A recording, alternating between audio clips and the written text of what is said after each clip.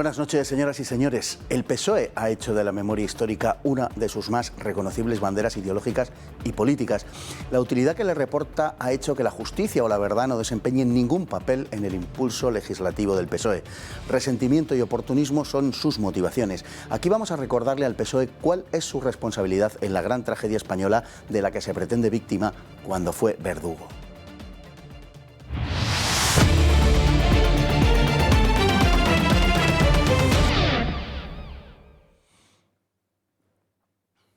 La coartada antifascista fue el argumento que el socialismo radicalizado empleó en su propósito de tomar el poder. Un antifascismo que hoy como ayer no es más que una patraña urdida por grupos de extrema izquierda para legitimar su ideología genocida. En vísperas de la guerra civil, el PSOE no tuvo empacho alguno en utilizarla. A fin de desencadenar la revolución, el PSOE diseñó una estrategia de asalto al poder, justificándolo como una reacción antifascista, aunque Largo Caballero había declarado en la OIT apenas unos meses antes que en España, afortunadamente, no existe peligro de fascismo. El socialismo esgrimía el pretendido carácter fascista de la derecha española como espantajo justificativo de su propia violencia. Un historiador como Santos Juliá, próximo al socialismo, ha escrito que las primeras manifestaciones de dirigentes socialistas sobre la necesidad de conquistar el poder por los medios que fuese, lo que no excluía naturalmente el empleo de la violencia, no guardan relación alguna con el presunto temor a la amenaza del fascismo. Incluso en vísperas de la guerra civil, los propios socialistas reconocían de puertas adentro que el fascismo era solo una coartada.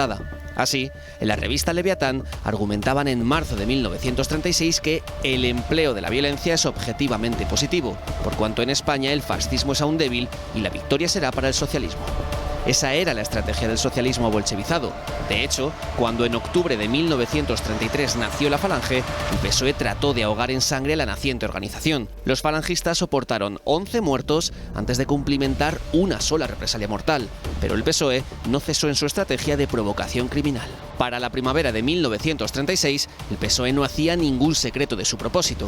Aplastó a quienes en su seno deseaban una evolución más moderada y se lanzó de lleno a la sovietización del partido. Las juventudes y la UGT que irradiaban al resto del partido su radicalismo revolucionario. Cuando se produjo la rebelión del 18 de julio, las máscaras cayeron y ya no tuvo el socialismo que esconder más sus propósitos. Se lanzó al crimen y al saqueo de los bienes públicos y privados de los que pudo echar mano. Don Pedro Fernández Barbadillo, muy bienvenido. Muchas gracias, y más en este día que se cumple un nuevo aniversario del comienzo de la huelga revolucionaria de octubre del 34 por parte del PSOE y la UGT. La Revolución de Asturias de 1934, de Asturias porque fue el único sitio en el que cuajó finalmente, pero era una revolución pensada para toda España. Bueno, el PSOE viene falsificando la historia desde hace mucho tiempo y, lo que es aún más grave, imponiendo esa falsificación al conjunto de los españoles. Pretenden que su actitud agresiva de asalto al poder, su actitud revolucionaria en definitiva, fue un reactivo ante el peligro de la derecha, pero la verdad es justamente al contrario. El antifascismo existió en España antes que el fascismo. No tenía razón alguna de ser establecido en esos términos, y es una evidencia que incluso historiadores socialistas admiten y reconocen. El antifascista es un ser curiosísimo, es una víctima que tiene que crear su propio verdugo, porque si no, no existe, no puede vivir en este medio ambiente político. La verdad es muy sorprendente, porque en España, por mucho que se empeñen, no hubo fascismo, ni Franco en su mayor época de mayor exaltación, de mayor poder, pues no era fascista, y no hay más que preguntárselo, por ejemplo, a Himmler, leer sus cartas, leer sus discursos personales, y yo reconocía que efectivamente Franco estaba muy lejos de ser un fascista o un revolucionario como ellos. Entre las citas que se han hecho de este vídeo, yo quiero añadir otra que no se menciona, que es un artículo de Luis Araquistain, un asesor muy cercano a Francisco Largo Caballero, que escribió un artículo en la revista Foreign Affairs, importantísima en la élite de Estados Unidos, y que se publicó en abril de 1934, o sea, a los 4, 5 o 6 meses de la fundación de la Falange Española, no de las Jons, que eso vino más tarde, en la que él decía que en España no había ningún peligro, ninguna amenaza fascista, porque no había un ejército desmovilizado, no había universitarios sin futuro, no había ni un Hitler ni un Mussolini, que no existía la fórmula de la que pudiese salir un líder fascista. Es que es así, ellos reconocían abiertamente sus esperanzas revolucionarias, la construcción de un mundo nuevo, en fin, un hombre emancipado de las cadenas que le arrojaban, y supongo le siguen arrojando, tan seguros se sentían que, aunque ahora lo pretendan ocultar, manifestaban a las claras sus intenciones. Y de hecho, el 18 de julio ellos, que hoy lo presentan de una determinada manera, sucedió, entonces lo tomaron de una manera bien diferente. Lo tomaron como una celebración que incluso en el primer aniversario la República también llevó a cabo, y lo utilizaron como la oportunidad caída del cielo para llevar a cabo la revolución.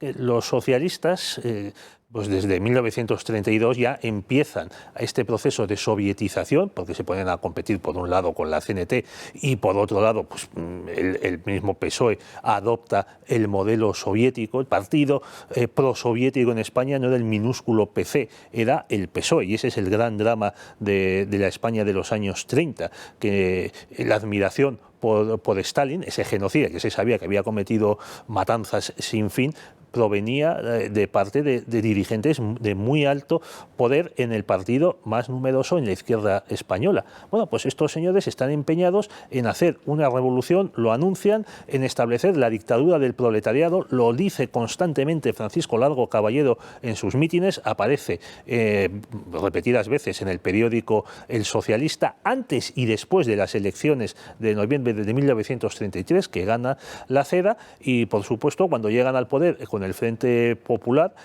y se produce el lanzamiento nacional el 18 de julio, pues creen que es la oportunidad perfecta para hacer de verdad la revolución. El problema que había en ese momento con el Frente Popular es que cada uno de sus elementos tenía una versión distinta de lo que iban a hacer. Los burgueses como Azaña pues creían que iban a establecer un sistema como el PRI mexicano o el francés de la Tercera República, mientras que los socialistas y ugetistas, y en menor medida los comunistas, sabían perfectamente que iban a una revolución de corte comunista.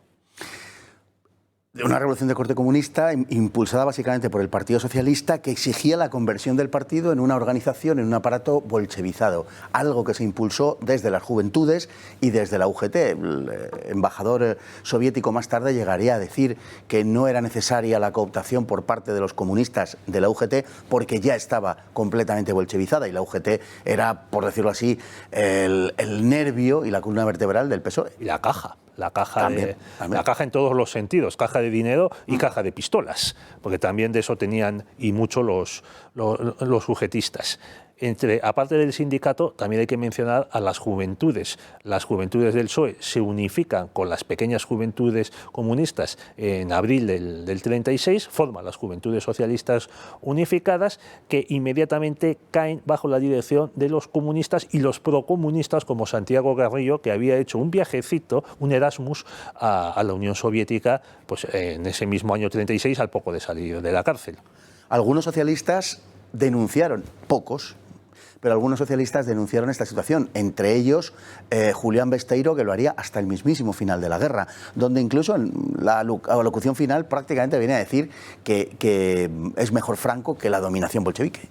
Julián Besteiro es prácticamente el único socialista importante de cierto nivel que merece la pena reconocer y homenajear por todos los españoles, porque aparte de ver claramente que sus camaradas iban hacia una guerra civil a causarla a ellos, creyendo que le iban a ganar, luego tiene la dignidad de no de apartarse, sino de sumarse a una solución para acabar con la guerra, que se podía haber prolongado 6-7 meses más, como es lo que querían Negrín y sus ministros comunistas. Él participa en el golpe de Estado de Casado y del general Miaja, del que se suele olvidar esta participación, el defensor, el salvador de Madrid en el año 36, y se une al Consejo Nacional de Defensa. Y luego tiene el valor de quedarse en Madrid a esperar a que entren los nacionales, y sufre las consecuencias.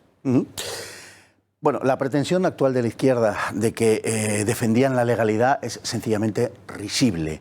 La legalidad no les interesaba en absoluto, y me estoy refiriendo al Partido Socialista, al Partido Comunista y no digamos nada a la CNT-FAI. La legalidad no les importaba absolutamente nada, y lo que estaban dispuestos justamente era a asaltar la legalidad, porque en eso consiste el hecho revolucionario al que ellos se adherían íntimamente. De hecho, a la democracia republicana la motejaban despectivamente de burguesa, la despreciaban abiertamente. Es una cosa verdaderamente asombrosa y que probablemente pasará a los anales de la trola universal el que pretendan esas organizaciones y esos partidos que estaban defendiendo la legalidad. ¿Cómo cambia la propaganda en poco tiempo? O sea, en los años 20, 30, 40, 50, hasta que el PC saca de la manga lo de la reconciliación nacional, los socialistas y la izquierda se jactaba precisamente de luchar contra una legalidad burguesa que no admitía, la que no coincidía en ninguna legitimidad. Sin embargo, a medida que se establece pues, en el ambiente internacional la coexistencia pacífica, a la vez en España se establece o se difunde este argumento de que qué malo era Franco, que se subleva contra una legalidad que los socialistas y demás respetaban. Dice, claro, una legalidad que se había violado infinidad de veces antes. Pero esto ya es una característica del PSOE.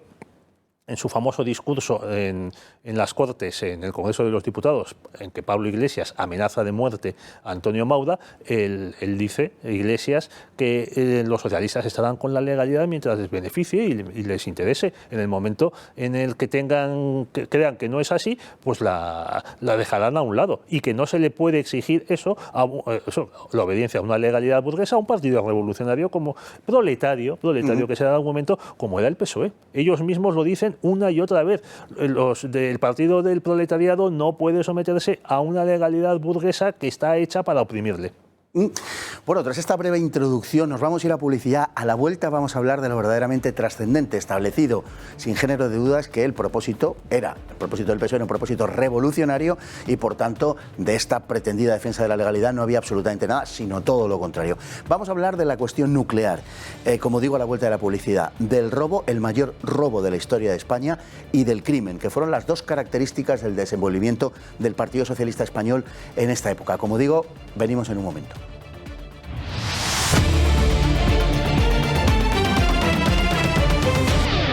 Como les decíamos, le vamos a contar la historia del robo y del crimen del Partido Socialista Obrero Español durante la Guerra Civil.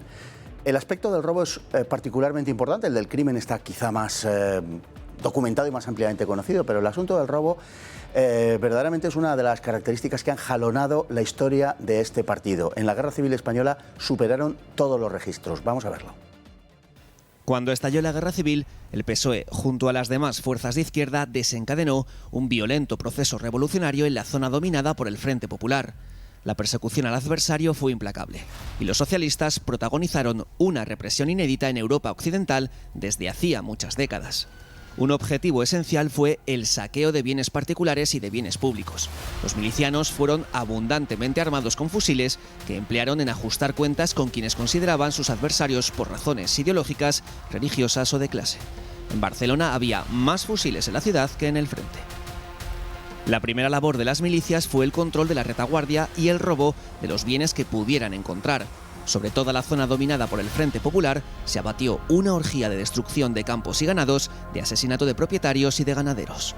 Las casas de las familias más pudientes fueron asaltadas en una frenética carrera por hacerse con sus bienes y sus automóviles requisados. Lo peor llegó cuando se formó el gobierno de Largo Caballero el 4 de septiembre de 1936. 9 días más tarde, el ministro de Hacienda, Juan Negrín, socialista como Largo, presentó al gobierno un decreto en el que solicitaba la incautación de las reservas del Banco de España, tanto del oro como de la plata y de los billetes que en él se encontrasen.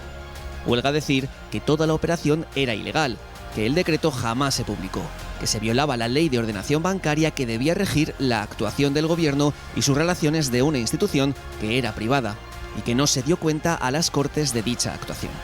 Las reservas fueron trasladadas a Cartagena, desde donde se enviaron a la Unión Soviética, llegando a Odesa el 6 de noviembre.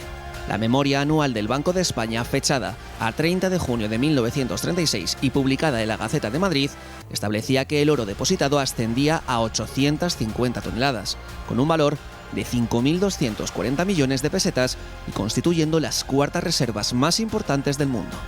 En el mundo de 1936 eran esenciales para dar solidez a la peseta y a la economía española. No todo el monto del oro se envió a la URSS. Unas 175 toneladas llegaron a Barcelona para ser depositadas en el castillo de Figueras, y otras tantas fueron cursadas a Marsella, donde, según el testimonio de Indalecio Prieto, fueron entregadas al Partido Comunista Francés. Otra parte del botín se perdió por el camino. De las 7.900 cajas embarcadas para la Unión Soviética, solo llegaron 7.800. un centenar de cajas desapareció. Jamás se ha dado cuenta de qué sucedió al respecto de esta característica operación socialista. Bueno, como vemos, el proceso revolucionario consistió fundamentalmente en robar y en asesinar. Empecemos por lo primero. Se produjo un robo masivo.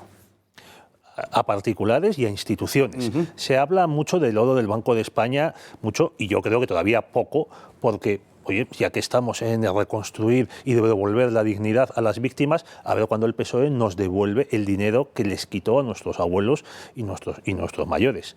Pero, continuando con lo que decía, se habla muy poco de lo que se robó a particulares. Se entró en los domicilios para saquear y robar. Se mataba para encubrir esos robos a los propietarios y a los que se encontraban en esas casas. Se apoderaron de los contenidos de los montes de piedad, de las casas de empeño, de las cajas de ahorros. Se saltaron cajas de seguridad privadas en cantidad de bancos. Solo se libraron algunos bancos extranjeros y porque protestaron mucho.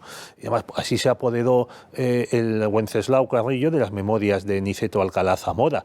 Se exigían exacciones, impuestos revolucionarios, como se dice ahora, pues por circular por las calles y los campos de España. Bueno, es que hacer la revolución cuesta mucho y asegurarse un modo de vida capitalista a los jerarcas de los partidos socialistas y comunistas, pues cuesta mucho más. Así es como se hizo y hay que insistir constantemente en que mientras tanto los que estaban en el frente, los milicianos, los que de alguna manera se jugaban la vida, pues tenían armamento defectuoso, no todos, pero sí algunos, y por ejemplo recibían también alimentos y suministros de baja calidad. Hay que seguir insistiendo en el asunto, lo digo porque como quienes quieren imponer la memoria histórica devenida en memoria democrática van por ese camino, pues hay que salir a cortarles el paso diciendo que, por supuesto, por si alguien tenía alguna duda, todo esto, como se ha dicho en el vídeo, se hizo desde la más estricta ilegalidad. Ninguno de los supuestos previstos por la ley para el manejo de este tipo de fondos, y hay que recordar que Banco España era estrictamente privado, aunque tenía los acuerdos con el Estado, por otro lado, tan privado como eran otros bancos centrales en Europa en aquella época, pero porque luego lo nacionalizaría Franco. Pero el Banco de España, digamos, que fue atracado masivamente, pero además del atraco en términos morales, por decirlo de alguna manera, desde el punto de vista de la ley, fue una ilegalidad tan flagrante que movería a risa pretender que alguien, como así se ha hecho, quisiera defender esto, ¿no? Desde ese punto de vista, desde el punto de vista legal, digamos. Un matiz, fue ilegal, pero fue legalizado. Es decir, tenemos los documentos que prueban este plan, que era un plan gigantesco, aquí no hay espontaneidad ninguna, de enriquecerse a cuenta del patrimonio de los españoles. ¿Por qué? Porque se publicó en la Gaceta de Madrid. Por ejemplo, la Junta de Incautación y Vigilancia del Patrimonio Artístico Español se constituyó mediante un decreto de finales de julio, me parece, de la Gaceta de Madrid, en todo caso, en ese verano. Y el decreto reservado, o sea, no publicado, por el que se legaliza la entrada en la bóveda del oro del Banco de España es de septiembre de 1936. También el propio Azaña dice que él no lo firmó, que le falsificaron la firma, cosa que era muy frecuente en los gobiernos socialistas, porque de eso también se quejó Niceto Alcalá Zamora cuando era presidente del gobierno provisional, que se encontró con que en la Gaceta de Madrid se habían publicado un par de decretos sobre reforma agraria que llevaban su firma, pero que él no había firmado.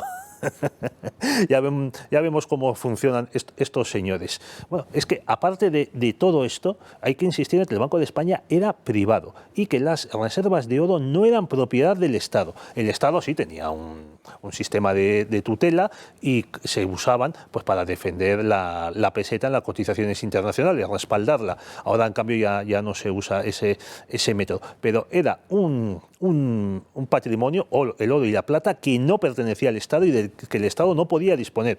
Yo entiendo desde el punto de vista militar estratégico que se procurase sacar esas reservas de oro y trasladarlas fuera de Madrid, porque en ese momento Madrid pues parecía que iba a caer en manos de las columnas de los nacionales que se acercaban a Madrid. Dice, pero bueno, se podían haber dejado perfectamente en Cartagena. Sin embargo, se dice que se toma la decisión de trasladarlo a la Unión Soviética en octubre del 36 porque alguien se plantea la idea de que puede haber un golpe de mano de los sublevados contra la base naval de Cartagena, que era la más fortificada de las que había en España, y apoderarse de ese oro. Dices, bueno, vale, aceptemos que se pueda dar ese golpe de mano, que se pueda aplastar a toda la marinería, a la guarnición, que se pueda acallar los cañones de los cruceros y los acorazados que había en Cartagena. Y dices, pero bueno, ¿y luego qué haces con todas esas toneladas de oro? ¿Cómo las trasladas? ¿Cuánto tiempo necesitas para llevarlas a un barco y salir escopetado? No, es algo absurdo y que indica que había una finalidad non santa en este asunto. Vamos a ver, el bando franquista es capaz de financiar la guerra con crédito, porque no tenía apenas reservas monetarias, y también por la implicación de grandes financieros, de grandes empresarios a favor del bando nacional, viendo lo que estaba pasando en la zona republicana. Hay un judío sefardí, Jacobo Salama, afincado en Melilla, que él era delegado de la SEL, y él da su palabra a la SEL para que envíe un barco petrolero que estaba previsto que llegase al puerto de Melilla, que se había desviado por los incidentes del 17 y 18 de julio, se había desviado a Argelia. Él asegura, da su palabra de honor de que ese barco estará a salvo y se pagará el contenido del carburante que se llevaba. En cambio, el Frente Popular no puede hacer ese tipo de acuerdos porque empiezan a matar a los financieros, empiezan a nacionalizar, a expropiar, a robar, a saquear. Las delegaciones diplomáticas ven los muertos tendidos en las calles de Madrid y Barcelona. Entonces, ¿qué le queda? Pues le queda saquear, apoderarse, robar del patrimonio que tenían los españoles. Que hay que recordar, estamos hablando de las reservas de oro del Banco de España, que eran las cuartas del mundo, según un informe del propio Banco de España del mes de junio, el mes anterior, había determinado, ¿no? Se entregaron a la Unión Soviética.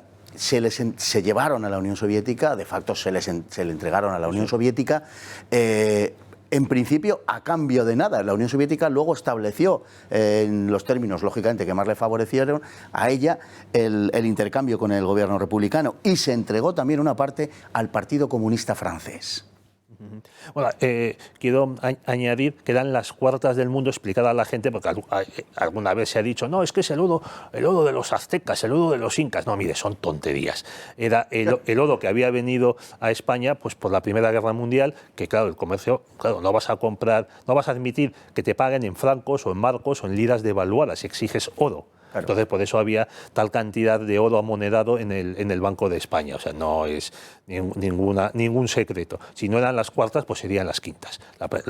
Lo que sí es cierto es que las reservas de oro eran superiores a lo que correspondería a una economía como la española. Pero en vez de poder aprovechar ese oro para el desarrollo económico español, pues se perdió, se diluyó en estos manejos de las izquierdas. Mira, a medida que se enrarece el ambiente político, y yo creo que es poco después del estallido de la Segunda Guerra Mundial en septiembre del año 39, los países continentales, Francia, Bélgica, Holanda, aunque fuesen neutrales, caso de Holanda, cogen sus reservas de oro y las mandan o a Gran Bretaña o a Estados Unidos. Por eso existe Fort Knox. Bueno, ¿por qué la República Española tiene que enviar el oro a un individuo tan poco de fiado como Stalin y no la manda toda a Francia? Bueno, es indicativo, altamente indicativo en qué consistía la política del Frente Popular y quiénes eran los amigos del Frente Popular. No estaban en Washington, estaban en Moscú. Y que por eso mismo, como hemos dicho antes, es que no tenían ningún apoyo dentro del elemento capitalista internacional, a diferencia de lo que pasa ahora, que se llevan también las grandes finanzas y la izquierda progresista. Bueno, en ese momento no era así y vaya hombre, qué casualidad que el único amigo de la República, el único amigo serio, el único amigo que te puede suministrar armamento es Stalin, ese benefactor de la humanidad, sobre todo de su propio pueblo. Y bueno, por rematar el asunto, de las 7.900 cajas que se enviaron, 100 Desaparecieron. Qué cosas, ¿verdad? Todo un clásico. Como ese refrán del que parte y reparte se queda con la mejor parte, pues algo de eso habría. Un asunto que está pendiente de investigar es el motivo del altísimo nivel de vida que tuvieron tantísimos exiliados del Partido Socialista y del Partido Comunista, como Indalecio Prieto, Juan Negrín y muchos más, de los que tampoco se habla. Pero con ser grave el robo masivo que tuvo lugar y del que tendremos ocasión de hablar más adelante también, sin duda lo peor fue el asesinato generalizado en la zona dominada por el Frente Popular. Un asesinato ejecutado en buena parte por las juventudes socialistas y bendecido de facto por el gobierno presidido por Largo Caballero. Sacerdotes, derechistas, católicos, gente de clase media, trabajadores no sindicados en las organizaciones revolucionarias, campesinos, monjas, militares, profesionales liberales, fueron los principales grupos sociales que sufrieron los ataques de las milicias socialistas. Estas, pese al aspecto tumultuoso de los acontecimientos, estaban perfectamente organizadas.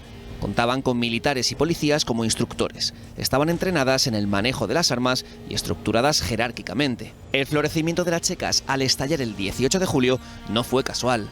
Las checas eran centros de detención ilegal y arbitraria y de torturas y asesinatos que produjeron víctimas por decenas de miles. Solo en Madrid hubo más de 200 de estos centros, pero se extendieron además por todas las grandes ciudades que controlaba el Frente Popular, como Barcelona o Valencia. La mayor parte de ellos estaban en manos de las Juventudes Socialistas Unificadas, nutridas con militantes del PSOE, aunque en buena parte dirigidas por comunistas. Desde el gobierno que presidieron a partir de septiembre de 1936, los socialistas no hicieron nada por detener los crímenes. Lo más terrible fueron los asesinatos, cuyas imágenes se difundieron por toda Europa. Entre julio y diciembre de 1936, en España se asistió a una orgía de destrucción que desacreditó la causa de la República y del Frente Popular en toda Europa, excepto en los sectores más radicales de izquierdas. Iglesias, conventos, monasterios, colegios, bibliotecas, seminarios y todo tipo de edificios religiosos católicos ardieron sin apenas excepciones en toda la zona revolucionaria.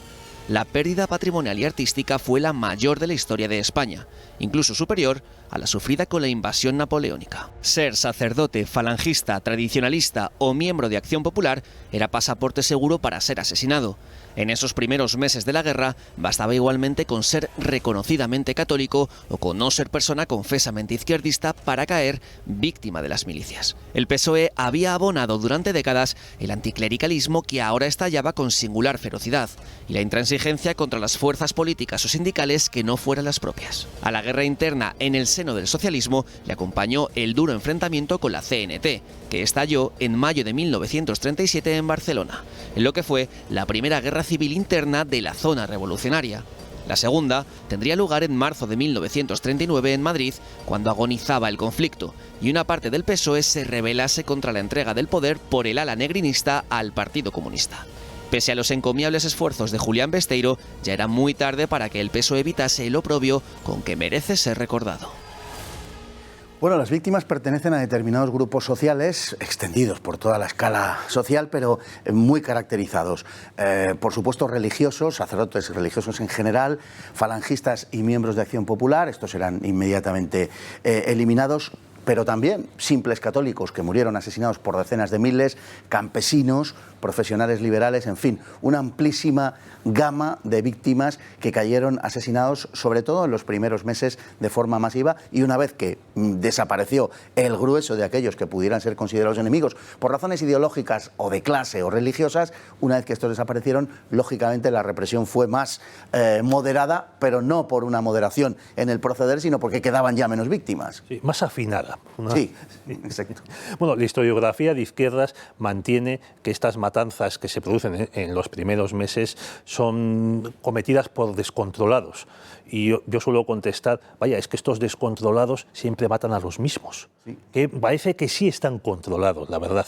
Sí, hubo muchísimos casos en la zona republicana de que tu culpa para ser asesinado era pues pertenecer a una cofradía religiosa, estar en un grupo de adoración una parroquia de un pueblo perdido o aparecer en un simple fichero de donativos a una cofradía o a una ermita. Además, bueno, pues esto era lo que pasaba y lo que de verdad indica que había un plan y que se cometió un genocidio, porque se iba contra un enemigo determinado para estos asesinos. De hecho, y según la definición legal de genocidio, precisamente desde los años 30, que tuvo lugar en Madrid, entonces, si no recuerdo mal, 1935, la iniciativa de Rafael Lemkin, precisamente la definición de genocidio se adapta perfectamente al asesinato masivo de católicos que tuvo lugar en España durante fundamentalmente los comienzos de la Guerra Civil Española, porque es la aniquilación de un grupo por razones religiosas y es uno de los motivos que contempla la ley internacional para definir como genocidio este tipo de actos. Lo que sucedió en España fue un genocidio, en España sí hubo un genocidio hubo un genocidio contra los católicos en la Guerra Civil Española. Además, muchísima de esta gente es asesinada sin tener siquiera la pantomima de un juicio amañado, ¿verdad? Mira, vamos a reconocerle a la historiografía de izquierdas algo en lo que tiene razón. Esta suele decir que la causa general no es exacta y no se puede tomar como referencia. Pues sí, tiene razón. Según la causa general, en Madrid operaron 200 y pico checas. Según una investigación realizada por el Instituto de Estudios Históricos de la Universidad San Pablo CEU, las checas no fueron algo más de 200, fueron 345 checas. Y hubo, no operaron todas a la vez, desde luego, pero hubo estos 3 centenares largos y luego hubo como 25 lugares en los que se arrojaban los cadáveres de los pobres desgraciados que eran seleccionados por estas checas. Bueno, casi 350 checas, centros de detención, de tortura y de asesinato en una ciudad como Madrid, que entonces sería pues la 4ª parte de lo que es hoy. Tenía en torno a 1 millón de habitantes cuando estalla la guerra. Pues, contando los refugiados de los primeros días, en torno a 1 millón de habitantes.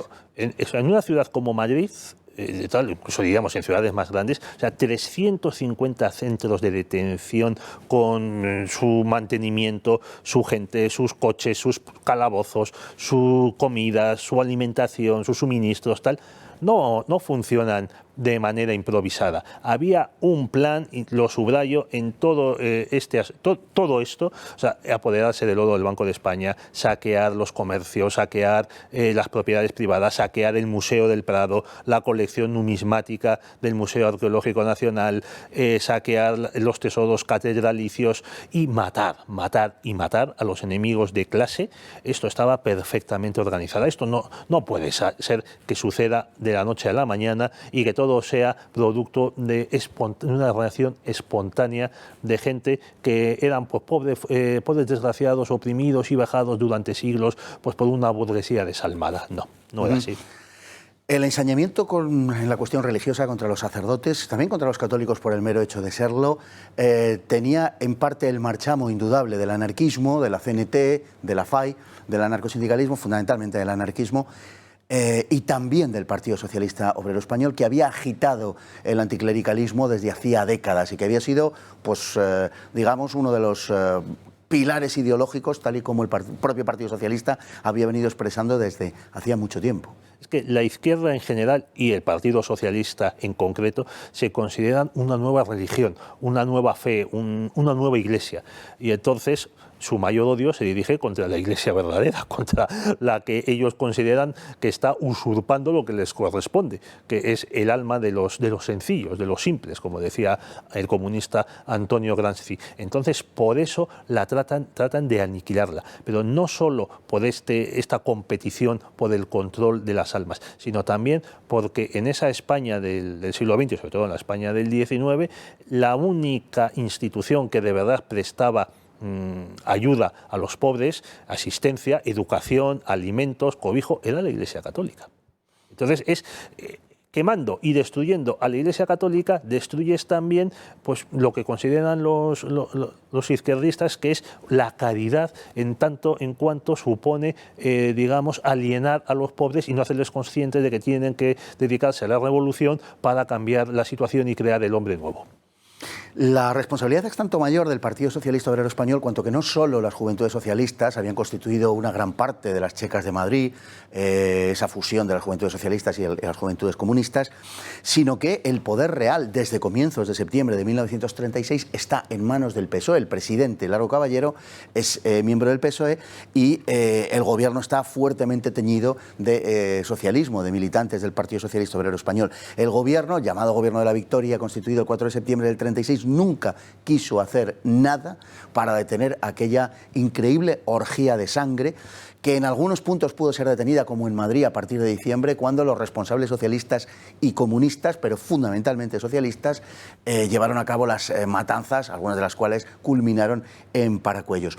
Sin embargo, con voluntad política sí, y con unas nada menguadas dosis de valor personal, Melchor Rodríguez, el llamado Ángel Rojo, sí pudo detener aquellas matanzas.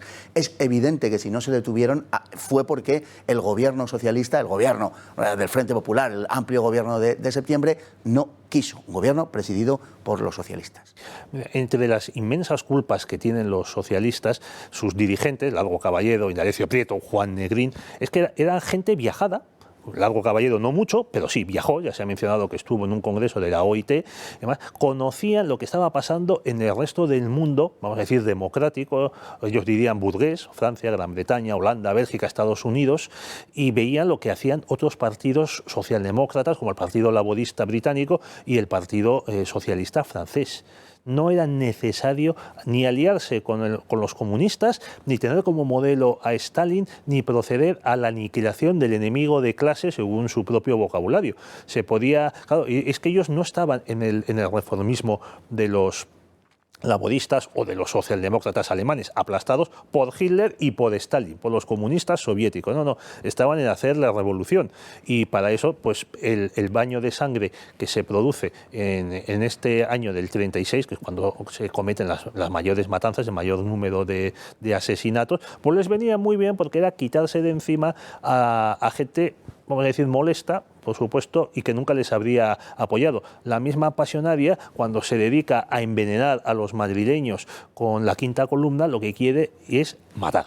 Que se mate a la gente que controlaba, que según ella podía, en el caso de que entrasen las tropas de Franco, podían incorporarse al ejército. Y para eso tienen que inventarse pues casos como el de la matanza de Badajoz, que es grotesco, o sea, la sangre empapando el albedo, las niñas vestidas de primera comunión viendo cómo se ametralla a los pobres milicianos y demás. Es un plan, es un objetivo diseñado para inculcar el odio irracional en gente atemorizada. De hecho, el socialismo democrático era percibido así por el propio Partido Socialista, y comentaba hace un momento cómo Hitler y Stalin trituraron ese socialismo. Es cierto, y no solamente eso, sino que la Internacional Comunista definió como positiva la llegada de Hitler al poder porque destruía a la socialdemocracia, al socialfascismo, es decir, al socialismo democrático. Socialfascismo es como lo llamaban ellos, como llamaba la Tercera Internacional a la socialdemocracia, y destruía a los sindicatos. Entonces, por esa razón, Hitler era valorado de una forma, en ese sentido, positiva. El gobierno de Negrín, de hecho, estaba entregado a la Unión Soviética y presidió la destrucción del POUM y la persecución de la CNT, a la que casi erradicó, por lo menos en buena medida, le quitó el núcleo del poder. Lenin llamaba a los socialdemócratas socialtraidores. Sí. Si es que no hay nada inventado en estos años. Bueno, los socialistas, la verdad, Negrín, cuando preside el gobierno, cuando cae Largo Caballero, por presión comunista, se entrega de hoz y coz a los comunistas. Y los comunistas, que son el partido del orden, contradictoriamente, en ese momento, quieren acabar con la CNT y con el POM, acusando al POM de desviacionismo trotskista, que difícil es el vocabulario marxista. ¿Por qué? Pues porque por un lado el POM son enemigos del camarada Stalin y por otro lado la CNT es, digamos, demasiado desordenada y poco controlada. Por eso los aniquilan con una crueldad implacable. Y en la aniquilación de la CNT y del POM en Cataluña participa Lluís Companys con su Esquerra Republicana y sus escamots. De estos asuntos, del final de la guerra, de lo que sucedió y de todo lo que se llevaron y de lo que ocurrió con el Vita y con el dinero que robaron a manos llenas, hablaremos en una próxima entrega. Muchísimas gracias, don Pedro. Nosotros nos vamos hoy con una frase que precisamente está estrechamente relacionada con lo que les hemos venido contando hoy, que dice como sigue: tenemos que luchar como sea hasta que en las torres y en los edificios oficiales ondee no la bandera tricolor de una república burguesa, sino la bandera roja de la revolución socialista. Largo Caballero. Muy buenas noches.